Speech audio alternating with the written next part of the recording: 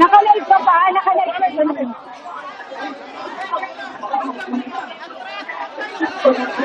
Hello? Mula po Hello, sa hello? ikalawang palapag Hello? ng Senate Building, Marisol Abduraman, ito ho ay live feed. Nangyayari po ngayon, mismo sa ikalawang palapag ng Senate Building, yung kaguluhan na yan, Marisol, please. Ano ang nangyayari? Ikaw na ang magbigay ng detalye. Emil? Yes, please, go ahead. Emil, yes, can you hear me? Nagtakbo kami na bigla. Nagkaroon ng sunod-sunod na protocol. Ay, ayun yung nakita namin kanina si Jessica.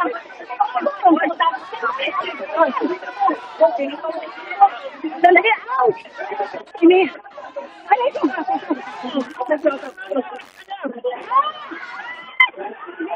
Kung narinig niyo, another pagpuro. Nakarinig tayo ng sunod-sunod. Napakito. Oh my God!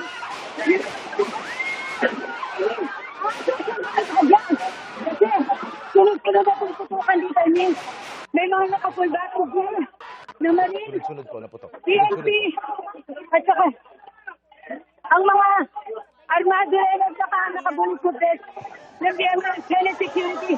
Pinatras tayo ngayon kasi Marisol, kung ako'y naririnig mo, kayo at ang cameraman mo ay pumwesto muna sa isang ligtas na lugar. Tatawagin ko lang si Ian Cruz na narito rin, ha? Nariyan din sa area na yan. Ian, naririnig mo ba ako? Ano ang pwede mong maibigay na detalye sa nangyayari ngayon sa ikalawang palapag ng Senate Building? Yes, Emil, sa mga sandaling ito ay talagang naririnig namin ang mga putukan dito. Hindi namin alam kung kanina nanggagaling yung burst ng fire. Talagang matindi ang nangyayari. Tunsan dito. Ian, Emil, nagtatakbuhan kami dahil malakas ang mga putok dito sa second floor. At ito, wala na tayong nakikitang kuryente, liwanag. Namatay ang mga ilaw, parang emergency light na lamang yung gumagana ngayon.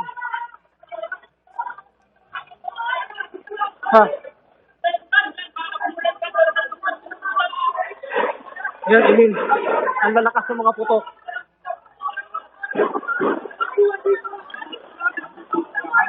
So, Ian, yes.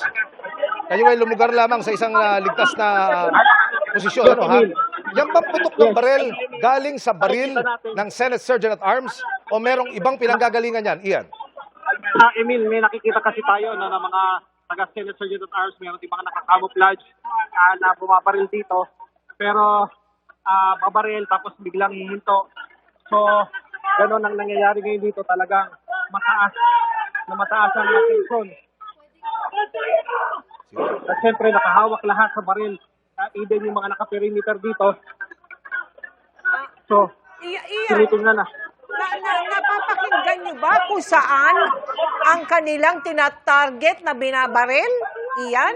Sa ngayon, ang nakikita lang namin, nasa second floor kami, ito yung pagitan ng GSIS at ng Senado. Yun yung pinaka-point kung saan nanggagaling yung burst nito. At ito, pinatras kami. Aha. Pinatras kami ngayon. Kaya tumatakbo kami. Marisol, nasaan ka na ngayon, Marisol? Marisol, Marisol? Yes, Mel. Nagtatakbuhan pa rin kami kasi pinatras tayo lalo dahil ang mga Marines kanina na sunod-sunod na nagpaputok. Ayaw matras na rin at napalapit sila lalo dito sa atong location.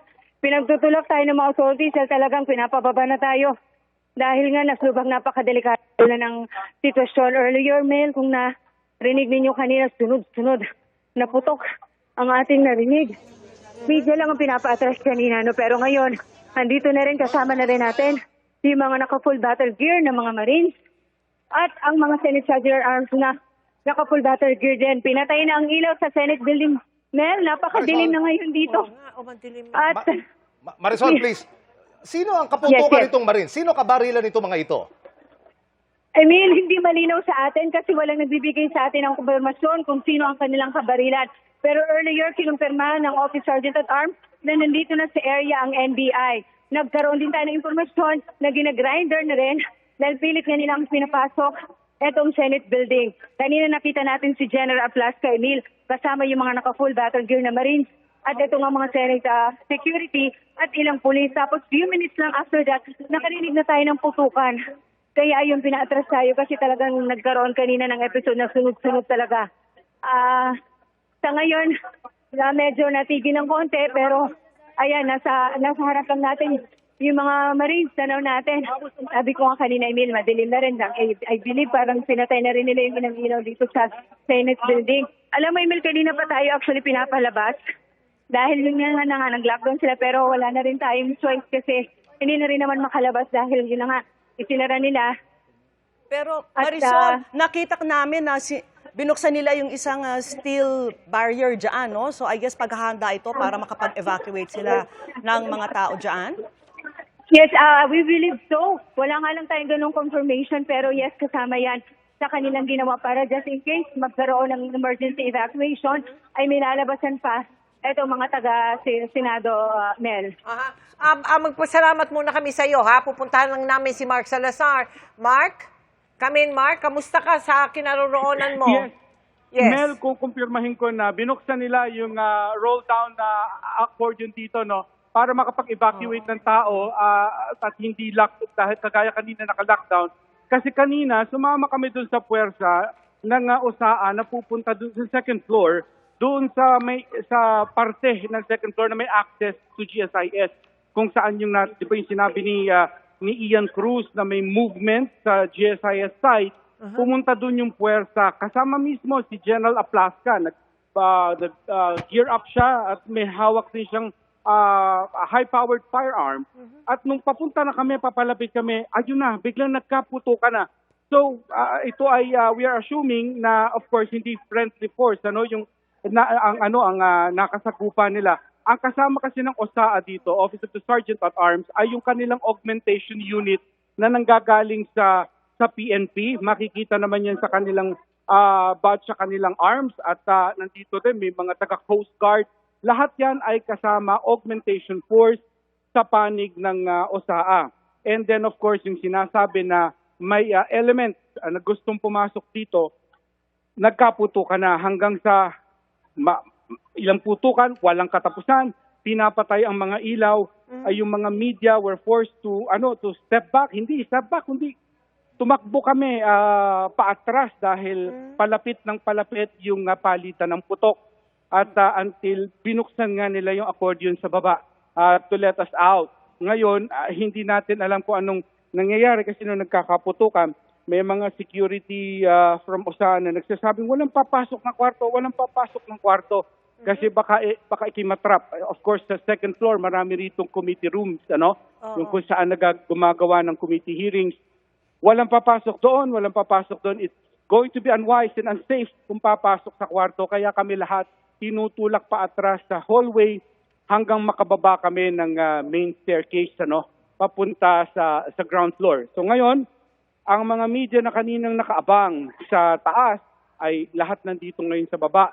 Hindi namin naririnig kung ano nangyayari sa taas. Habang kami ay nag-evacuate, madilim, pinatay ang mga ilaw. So you can imagine yung chaos habang nag-evacuate ang press, ganun din ang ilang tao ng Senado. Teka lang eto pakinggan ninyo. Sir, kamusta? Hindi, kamusta lang sir. Magpuputukan pa. Kamusta si General Aplasca? Nandun, saan sumugod kinakausap namin na ito. Ikwento tayo dahil may papasok sa sasakyan, mag-deliver ng papel. Isa ito sa mga senior officer ng OSAA, anong kinakausap namin. Anong gusto nyo? Masama kayo doon. Papasok. Saan nyo gusto? Yung hysteria is among some of the members of the press kasi may mga kasama na trap doon sa loob May mga cameramen na natrap pa sa loob doon sa putukan at yung naririnig nyo na of course panicking are mga kasamahan natin, yung mga reporters hinahanap, ina-account yung kanilang mga kasama sa kanilang istasyon. Ano? Wala makapagsabi kung kamusta ang sitwasyon sa taas. Ongoing pa ba ang gunfight dahil wala tayong nakikita lang natin ay so much action pero walang detalye. Ganyan ang sitwasyon dito, Mel, Vicky. Sige, Mark, Let us, Mark, mag-ingat ka dyan, ha? Tapos ngayon naman, kamustahin natin si Marisol yes, Abduraman. Let us account for all Yes. our reporters, no? Marisol? Marisol, come in, Marisol. Mel, yes, Mel. Where's your position, Marisol? Mel, I'm sorry, come again, Mel. Tell us your position. Mel, patuloy tayong tinutulak nitong mga pulis na mataas kasi lubang napakadelikado na raw. Baka pati raw tayo ay tamaan. We're just few meters away. Sabi ko nga, ow! Few meters away po dito sa mga nakapulgagal na Marines. Hindi pa rin talaga tayo nabibigyan ng tulong kung sino yung klase kung kaputukan nga nitong mga nandito sa Senado at kabilang na yung kanilang Organization Force, yung AFP at saka yung PNP. Gaya nga na nabanggit natin kanina, Mel at si Mark, madilim pa rin dito sa ating area kasi nagpatay na sila ng ilaw. Nasa harapan pa rin si General Plasca kaya hindi pa tayo makukuha sa kanya ng update. But definitely, Mel, I don't know how will I describe it. It's more than tensional yung sitwasyon. Dahil talaga nagkabiglaan kami dahil sumunod lang kami doon kay General Plasca kasama yung mga nakapulbatal doon Marines. At yun, ang sunod na nangyari ay sunod-sunod na putok na ang ating narinig. For now, Mel, medyo humupa ng konti, bahagya. Pero nakaposisyon pa rin itong mga sundalo at mga Senate security sa kanilang mga area kung nasaan sila ngayon. Tayo ay kinordonan na, pinatrasayan ng konti. Kanina pa tayo actually pinapababamel kasi ang kanilang apprehension na is talagang kailangan na nating bumaba dahil baka tayo raw ay tamaan ng bala dito dahil napakadelikado rin ng ating sitwasyon, men. Marisol, okay.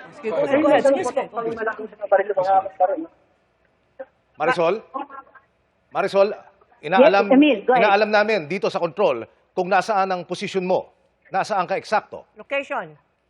Kung nandito tayo sa second floor ngayon, we are just actually few steps away from the Central Hall.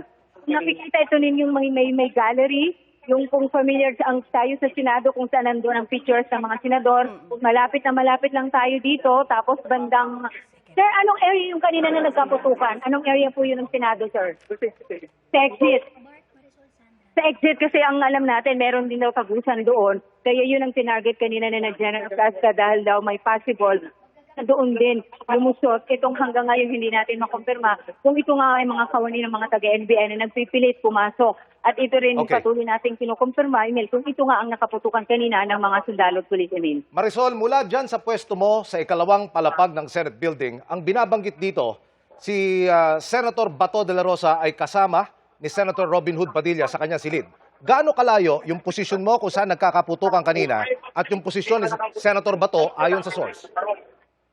Emil, wala tayong information sa ngayon, kung nasaan exactly ang location ni Senator Bato at si Senator Robin Padilla. Pero nakita kasi natin sila kanina na bumaba.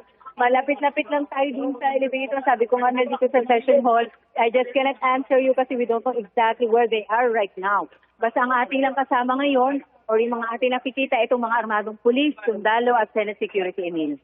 Okay. So, Marisol, babalikan po natin mga kapuso ang ating mga reporter na nandiyan po sa loob at labas ng Senate premises.